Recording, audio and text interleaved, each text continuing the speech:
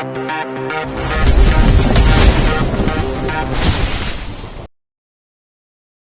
40-45. Pengasuh anak Presdir. Ayo mandi Kaira, nanti kau terlambat, kata Kaisar yang menyadarkan Kaira dalam lamunannya. Iya. Blus. Pipi Kaira langsung merona merah. Mereka pada akhirnya mandi bersama. Kaira masih malu memperlihatkan tubuhnya di hadapan Kaisar. Ia lebih baik menunggu Kaisar selesai mandi dan setelah itu barulah ia yang mandi. Beberapa menit kemudian, Kaira keluar dari kamar mandi dan sudah berpakaian sekolah. Ia kemudian langsung merias wajahnya hanya dengan bedak bayi dan pelembab bibir seperti biasanya. Melihat Kaira yang menguncir rambutnya, Kaisar langsung menelan Silvanya sebab jenjang Kaira seolah begitu menggoda baginya. Untungnya ia masih tersadar dengan apa yang ia lakukan, ia buru-buru menghilangkan hasrat dalam dirinya. Kaisar kemudian mendekati Kaira dan menarik kuncir rambut Kaira hingga rambut Kaira tergerai indah. Kenapa dilepas? Ucap Kaira kesal. Mulai hari ini jangan pernah menguncir rambutmu. Kaisar tak suka jika ada pria lain yang melihat leher jenjang Kaira. Cuacanya panas tuan, kata Kaira mengambil lagi kuncir rambutnya, namun Kaisar malah menyimpannya di saku celananya. Tanpa pikir panjang, Kaira memasukkan tangannya di saku celana Kaisar, hingga Kaisar membelalakkan kedua matanya.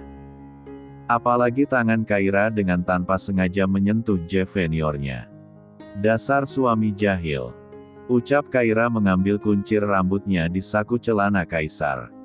Kaisar merasakan sentuhan tangan Kaira, membuatnya hanya bisa menahan nafas apalagi juniornya tiba-tiba buka mata. Sesh. Kaisar tiba-tiba mendesih dan Kaira langsung melihat wajah suaminya. Ada apa tuan? Tanya Kaira yang merasa bingung. Kau menyentuh penerus bangsaku, kata Kaisar mendadak frustasi sendiri. Sudah terlalu lama juniornya tidak masuk. Penerus bangsa. Kaira hanya bisa melongo mendengarnya. Tak ingin berlama-lama karena takut Kaira terlambat ke sekolah, Kaisar pun langsung menarik tangan Kaira dan membawanya pergi. Tunggu tas sekolahku, kata Kaira. Saat keduanya tengah melewati ruang keluarga, terlihat Kanaya sedang bermain dengan neneknya. Kai. Kanaya menunjukkan mainan baru yang dibelikan oleh neneknya. Kanaya, maafin Kai ya, hari ini Kai kesiangan. Nanti pulang sekolah main sama Kai lagi ya. Bujuk Kanaya di hadapan Diana dan Dion. Kai, itut. Kanaya ingin ikut dengan Kaira. Tapi hari ini Kai mau ujian. Nanti ya, kata Kaira. Ia kemudian mengeluarkan mainan dari tas sekolahnya, sebuah kerajinan tangan dari benang wol yang ia buat sendiri untuk Kanaya. Lihat, Kaira memainkannya di hadapan Kanaya. Kanaya dengan cepat mengambilnya lalu memainkannya. Kaira, pergilah sekolah. Biar Kanaya ibu yang menjaganya, kata Diana dengan lembut. Ia terharu karena Kaira begitu sayang pada cucunya. Iya ibu, maaf aku bangun kesiangan, seharusnya alarmku berbunyi tapi entah mengapa ponselku malah mati padahal baterainya masih terisi penuh, kata Kaira menjelaskan. Dion yang mendengar itu hanya bisa melirik ke arah putranya, ia yakin pasti itu semua adalah ulah Kaisar. Tidak apa-apa, ibu harap maklum. Pergilah nanti kau terlambat, kata Diana lagi tersenyum ke arah Kaira. Iya ibu. Kaira menyalami tangan Diana dan Dion, mereka tersentuh melihat Kaira yang begitu sopan. Kaira sangat berbeda dengan Anya ketika bertemu dengan mereka. Tidak pernah sekalipun Anya menyalami mereka ketika bertemu. Kanaya, Kai pergi dulu ya. Kaira mencium pipi Kanaya sekilas. Kanaya menganggukkan kepalanya. Kaira kemudian pergi ke sekolah diantar oleh Kaisar dengan mobil sport mewahnya. Sebenarnya Kaira tidak mau diantar jemput oleh Kaisar dengan mobil mewah, karena ia takut jadi bahan perbincangan teman-teman di sekolahnya. "Tuan, maaf jika aku lancang. Apa sebaiknya aku pulang pergi ke sekolah naik ojek saja? Aku takut jadi bahan pembicaraan teman-temanku di sekolah, jika diantar jemput dengan mobil mewah," kata Kaira berharap Kaisar bisa memahami posisinya. Kaisar menoleh kemudian ia tersenyum dan menggenggam tangan Kaira. "Kenapa? Kau tidak nyaman?" tanya Kaisar. "Aku tidak mau orang-orang salah menilaiku," jawab Kaira pelan. Kaisar menghela nafasnya, memang hubungan mereka harus disembunyikan untuk sementara waktu. Kaisar pun mendapatkan ide bagaimana jika Kaira ia belikan kendaraan saja. "Nanti aku pikirkan," ucap Kaisar tersenyum pada Kaira dan begitu pun Kaira. Bab 41. Reno melihat Kaira keluar dari mobil sport mewah. Ia hanya memperhatikan Kaira dari jauh bagaimana Kaira tersenyum, dan melambaikan tangan pada orang yang membawa mobil tersebut. Reno jadi berpikir mengapa Kaira bisa naik mobil tersebut, siapa yang mengantarnya.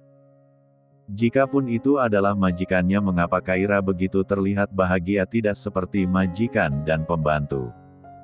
"Astaga apa yang aku pikirkan," kata Reno seorang diri, ia kemudian menyusul Kaira menuju kelas mereka.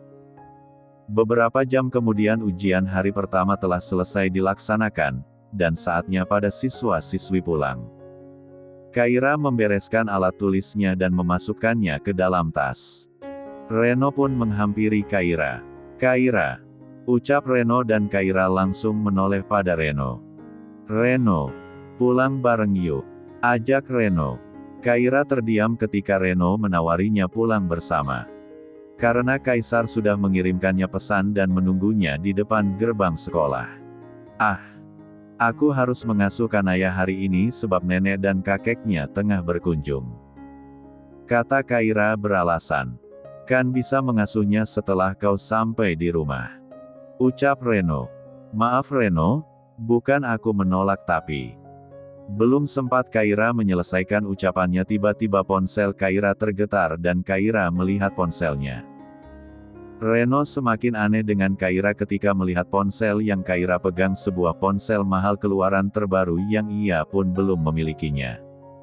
"Maaf Reno, aku harus pulang sekarang. Lain kali saja ya," ucap Kaira pamit dari hadapan Reno dan bergegas keluar dari ruang kelasnya dan menemui Kaisar yang sudah menunggunya di depan gerbang sekolah. "Aneh, bagaimana Kaira bisa memiliki ponsel itu?" tanya Reno seorang diri. Kaira dengan cepat masuk ke dalam mobil Kaisar. "Assalamualaikum," ucap Kaisar tersenyum manis pada Kaira. "Waalaikumsalam." Kaira tersenyum manis. "Lapar?" tanya Kaisar. "Hehe, tahu aja." Kaira tersenyum menampilkan gigi putihnya. "Ayo kita cari makan," ajak Kaisar dengan senang hati, ia melajukan mobilnya ke sebuah restoran. Tanpa mereka sadari sejak tadi Reno mengikuti mobil Kaisar. Ia penasaran dengan Kaira. Reno semakin penasaran ketika Reno melihat mobil yang membawa Kaira ke sebuah restoran. Dari jauh Reno mengamati mobil tersebut, jantung Reno seakan berdegup kencang, ketika melihat Kaira dirangkul oleh seorang pria, dan dia adalah Kaisar, majikan Kaira sendiri. Hah! Reno yang sudah kepalang mengikuti Kaira, ia kemudian masuk ke dalam restoran itu, dan melihat Kaisar dan Kaira masuk ke dalam ruang makan VIP. Itu artinya Reno tidak bisa melihat dan mendengar interaksi di antara Kaira dan Kaisar. Sial! Reno merasa frustasi, ia kemudian memutuskan untuk pulang ke rumahnya. Kenapa Kaira bisa begitu dekat dengan majikannya? Reno sampai terngiang-ngiang melihat Kaira dirangkul oleh Kaisar dan Kaira terlihat begitu bahagia. "Ada apa dengan mereka?" tanya Reno seorang diri. Lain halnya dengan Kaira dan Kaisar, mereka berdua nampak begitu romantis ketika makan siang berdua. "Lucu ya, aku tidak pernah pacaran, sekalinya pacaran langsung nikah," kata Kaira terkekeh dan Kaisar pun demikian. "Bukankah itu lebih baik?" Pacaran itu hanya memupuk dosa. Kata Kaisar, ia pun dulu dengan Anya tidak pernah pacaran sama sekali. 3 kali ia bertemu dengan Anya, setelah itu Kaisar langsung datang menemui kedua orang tua Anya dan melamarnya. Memangnya Tuan tidak pacaran dengan Nyonya Anya? Tanya Kaira penasaran. Tidak. Jawab Kaisar jujur. Serius? Tanya Kaira lagi. Kalau tidak percaya coba tanya ayah dan ibu. Jawab Kaisar pelan. Hehe. Iya ya aku percaya. Jawab Kaira tersenyum canggung. Di hati Kaira ada sebuah pertanyaan yang selalu mengganjal untuk Kaisar mengenai Anya. Tuan, apakah Tuan tidak punya rencana menyusul Nyonya Anya? Tanya Kaira dengan pelan hingga Kaisar menatap Kaira. Anya. Bab 42. Anya mengemasi semua pakaiannya ke dalam koper. Ia sudah memutuskan untuk tidak melanjutkan acara konsernya yang diselenggarakan di Bali. Kejadian malam itu bersama Alex benar-benar telah mengusik mentalnya. Ia takut dan tidak mau lagi berhubungan dengan dunia entertainment. Anya, kau mau kemana? Tanya Lisa. Ia baru saja datang ke hotel Anya. Aku mau pulang. Jawab Anya tak melihat ke arah Lisa. La pun merasa kecewa pada Lisa. Mengapa Lisa tak menyelamatkannya pada malam itu? Pulang. Lisa terkejut. Anya, konsermu 2 hari lagi di sini. Kata Lisa memperingati. Acara konser Anya sudah siap 90% di Bali dan Anya ingin kembali pulang. Siapa yang tidak terkejut mendengarnya? Batalkan. Kata Anya dengan tegas. Anya, kau tidak bisa seperti ini. Bantah Lisa. Jadi kau mau apa? Kau mau aku selalu menurutimu begitu? Ternyata kau sama seperti Alexander. Kata Anya dengan mata yang berkaca-kaca. Alexander. Ucap Lisa bingung. Apa yang terjadi dengan kalian? Tanya Lisa cepat. Kau jangan berlagak bodoh Lisa. Kau pasti telah merencanakannya agar bisa memforsirku. Tuduh Anya tanpa alasan. Apa maksudmu? Tanya Anya tak terima. Kemana kau malam itu? Kenapa tidak menyelamatkanku? Anya mendorong Lisa hingga Lisa jatuh ke lantai dengan cukup keras. Brooke, ada apa Anya? Aku tidak tahu apapun. Kata Lisa sembari berdiri dari duduknya, dan kini Anya menangis sambil memeluk kedua lututnya. Anya, Alex, dia memperkaosku.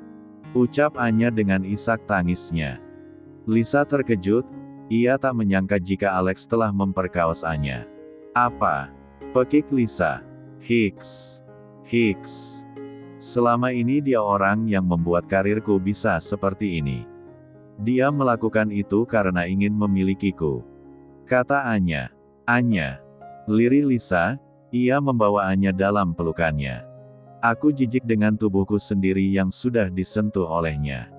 Ucap Anya menangis histeris. Anya, tenangkan dirimu. Lisa mengusap-usap punggung Anya. Lisa kemudian mengambil segelas air putih dan memberikannya pada Anya. Minumlah dulu. Lisa memberikan Anya minum agar Anya tenang. Aku mau pulang. Ucap Anya menatap Lisa dengan derai air mata. Lisa terdiam. Kondisi mental Anya memang tidak baik-baik saja, namun di sisi lain konser Lisa harus tetap berjalan, sebab Anya sudah memperoleh royalti sebanyak 50%. Jika Anya membatalkannya, Anya akan terjerat hukum dan membayar denda yang cukup fantastis. Bantu aku pulang, Lisa. Aku rindu Kanaya dan Kaisar. Aku akan berhenti menjadi penyanyi dan akan menjadi istri dan ibu yang baik untuk suami dan anakku. Kata Anya sambari menangis. Lisa menjadi bingung harus bertindak apa. Anya, tapi jika kau membatalkan konsermu, kau akan terkena masalah hukum dan membayar denda yang cukup besar. Kata Lisa menjelasnya dan membuat Anya semakin kesal, marah dan juga terus menangis. Tidak bisakah kau mengatasinya? Aku hanya ingin pulang. Ucap Anya dengan suara meninggi. Lisa terdiam. Pilihan dan keputusan yang harus ia ambil benar-benar sangat sulit untuk Anya. Tak lama ponsel Anya berdering di mana itu adalah nomor Alex yang menghubunginya. "Mau apa kau?" bentak Anya. "Jangan coba-coba lari dariku Anya. Aku bisa melakukan apapun padamu," ancam Alex. Ia sudah tahu pasti Anya berencana ingin pergi dari Bali dan membatalkan acara konsernya. "Keparat kau," maki Anya. "Jika kau benar-benar memutuskan untuk membatalkan konsermu, aku akan menyebarkan video panas kita ke media," ucap Alex kemudian mematikan ponselnya dan Anya terdiam 1000 bahasa setelah Alex mengatakan itu. Dengan tangan bergetar, Anya membuka pesan yang dikirimkan oleh Alex. Sebuah video yang berdurasi 10 menit di mana ia dan Alex tengah berkelintrong. Ponsel Anya terlepas dari tangannya, ia semakin takut dengan tubuh yang gemetar. Ia tak menyangka hidupnya akan mengalami hal seperti ini. Ia jadi takut bagaimana jika Kaisar mengetahuinya dan Kaisar murka padanya sampai menceraikannya. Anya tak bisa membayangkan itu, sebab Anya sangat mencintai Kaisar dan tak ingin kehilangannya. Bab 43. Kaisar terdiam ketika Kaira mengatakan padanya mengenai Anya. Ia memang sudah 1 minggu ini tidak menghubungi Anya, sebab ia marah pada Anya saat Kanaya sakit. Anya tidak mau mengangkat panggilannya. Bukan Kaisar tidak tahu apa yang dilakukan oleh Anya selama ini. Ia tahu kalau Anya sekarang sedang berada di Bali untuk acara konsernya. "Tuan, walau bagaimanapun Nyonya Anya itu adalah istri Tuan," kata Kaira dengan polosnya. Ia tak tahu bagaimana nanti perasaan Anya ketika melihat Kaisar sudah menikah lagi dengannya, dan perasaannya sendiri yang harus berbagi suami dengan Anya. Di saat wanita lain yang berstatus sebagai istri kedua, atau istri simpanan mengharapkan suami mereka tidak kembali pada istri pertama, Kaira malah ingin Kaisar memperhatikan Anya. "Mungkin Nyonya akan merasa lebih baik kalau Tuan yang menjemputnya," kata Kaira. "Kau ingin aku menjemputnya?" tanya Kaisar menatap wajah Kaira. Kaira langsung menganggukkan kepalanya. "Apa kau tidak cemburu nantinya? Setelah Anya kembali aku bukan hanya milikmu, tapi juga milik Anya," kata Kaisar menjelaskan yang membuat Kaira diam membeku. Kaira baru sadar jika ia adalah istri kedua, tidak akan pernah baginya bisa memiliki Kaisar seutuhnya. Kaira mengepalkan satu tangannya, ia merutuki kebodohannya sendiri, seharusnya ia bisa berpikir lebih jauh untuk menikah dengan Kaisar. Mendengar ucapan Kaisar barusan menyadarkannya jika ia harus sadar diri dengan posisinya ketika Anya sudah kembali. Kaisar menggenggam tangan Kaira. Ia tahu benar jika Kaira belum bisa berpikir secara dewasa apalagi mengenai kehidupan rumah tangga. Sebisa mungkin ia harus bisa membimbing Kaira agar terbiasa dan menjadi istri yang baik untuknya. "Kaira, ayo selesaikan makanannya, setelah itu kita pulang," ucap Kaisar menyadarkan Kaira yang tengah melamun. Kaira pun tersadar, ia tersenyum kikuk dan melanjutkan makannya. Iya. 1 jam kemudian keduanya sudah tiba di rumah. Kaisar dan Kaira berjalan masuk ke dalam rumah. Ia melihat Kanaya yang tengah berlari menyambut Kaira dan memeluk kaki Kaira. "Jangan lari-lari Kanaya, nanti jatuh," ucap Kaira langsung menggendong Kanaya. "Hehehe." Kanaya tertawa dan Kaira mencubit pipi Kanaya karena merasa gemas. Kaira kemudian membawa Kanaya ke kamarnya karena Kaira ingin berganti pakaian. Saat ia masuk ke dalam kamar, Kaira terkejut melihat kamarnya sudah berubah. Tempat tidurnya sudah berubah baru dengan ukuran yang lebih besar, furnitur, lemari dan juga meja belajar lengkap dengan komputer ada di sana. "Kenapa kamarnya berubah?" tanya Kaira seorang diri. Kanaya yang berguling di kasur baru Kaira nampak begitu senang. "Ini pasti kerjaan papamu, kan?" tanya Kaira pada Kanaya. "Papa, balas Kanaya yang tak tahu apa-apa. Kaira menghela nafasnya, namun ia pun merasa senang karena kamarnya berubah menjadi cantik, apalagi pilihan warnanya yang memang sesuai dengan kesukaannya. Setelah Kaira berganti pakaian, Kaira mengajak Kanaya bermain di taman belakang rumah yang terdapat kolam renang. Keduanya nampak asik bermain di sebuah gazebo. Diana dan Dion yang melihat Kaira bermain dengan Kanaya lagi-lagi keduanya merasa terharu.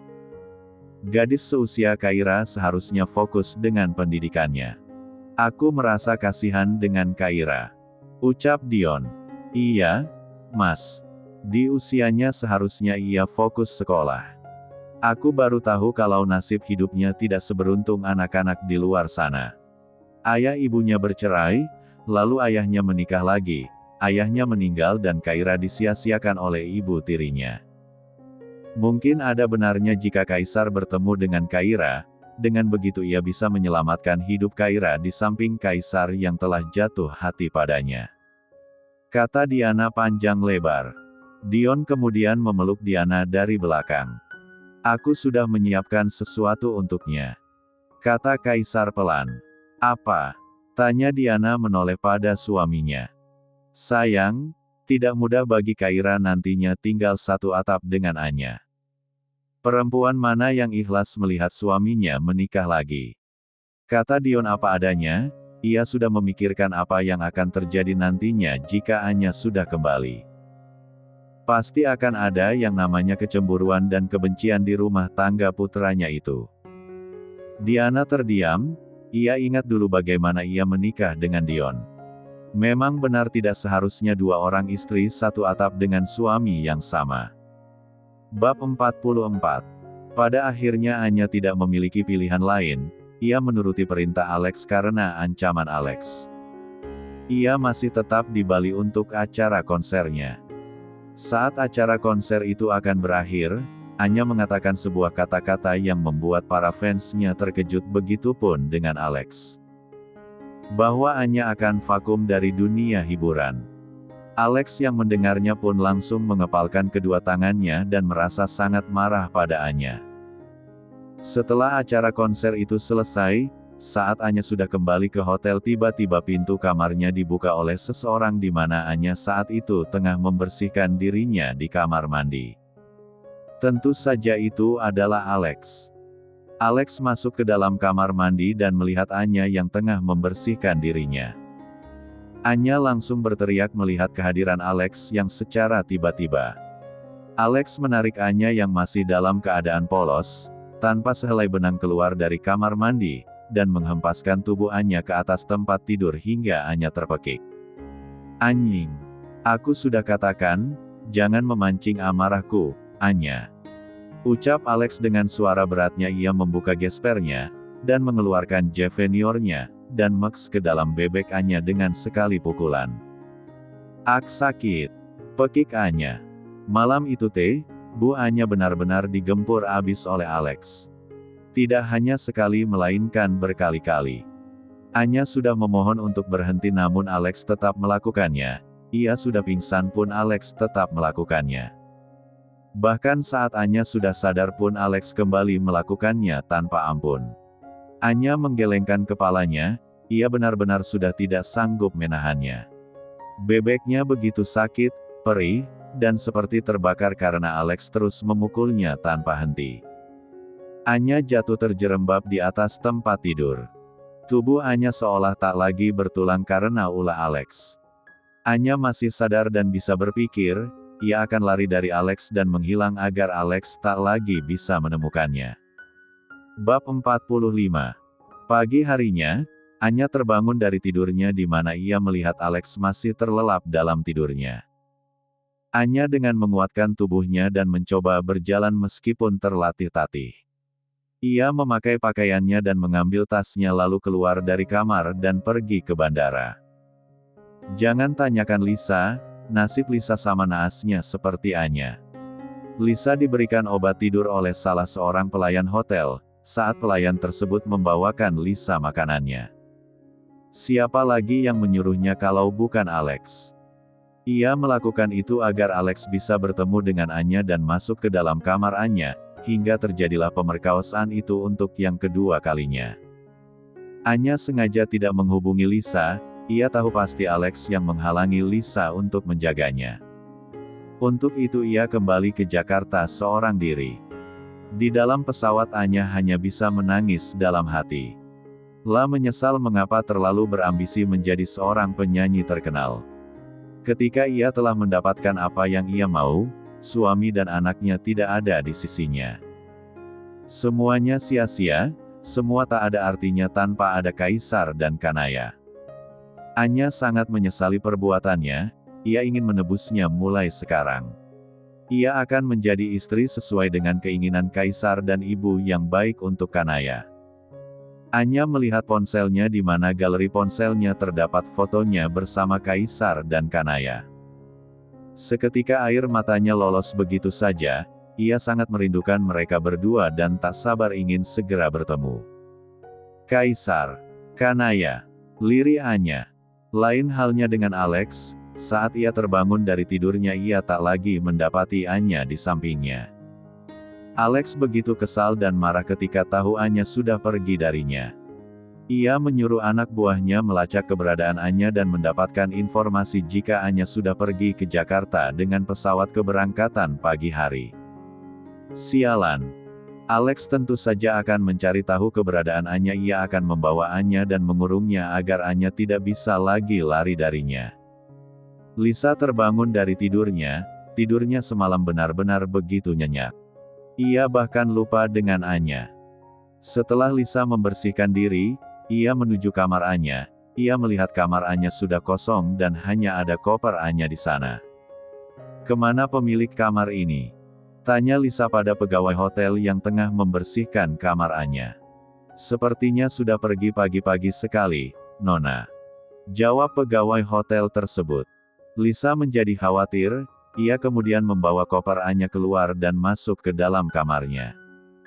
Di kamar Lisa ia mencoba menghubungi Anya, namun nomor ponsel Anya berada di luar jangkauan. "Anya, kau baik-baik saja kan?" Lisa menggigit ujung kukunya karena merasa khawatir dengan keadaan Anya. Lain halnya di rumah Kaisar. Kaisar mengantarkan Dion dan Diana sampai di depan pintu rumahnya, di mana kedua orang tuanya hendak pulang ke mansion, karena mereka masih ada anak gadis yang harus mereka jaga, alias adik Kaisar. "Ayah dan ibu pulang, iya," kata Dion. "Iya ayah, hati-hati," jawab Dion. "Kanaya sayang, nenek pulang dulu ya," kata Diana berpisah dengan cucunya. "Kaisar, ajaklah Kanaya ke mansion jika Kaira sudah libur sekolah," kata Diana pada Kaisar dan Kaira.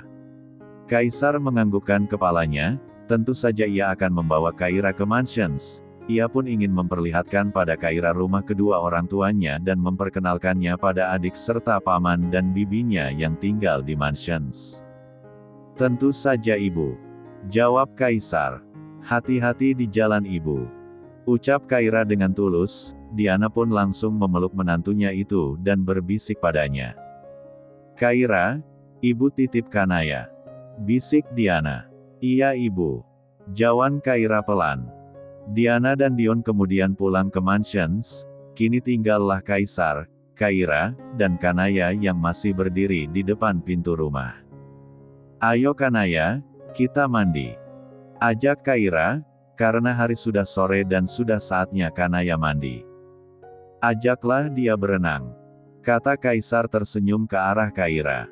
"Berenang," ulang Kaira dengan mata yang berbinar. Ia memang suka berenang, dan ketika Kaisar menyuruh Kanaya untuk berenang tentu dengan senang hati ia akan melakukannya.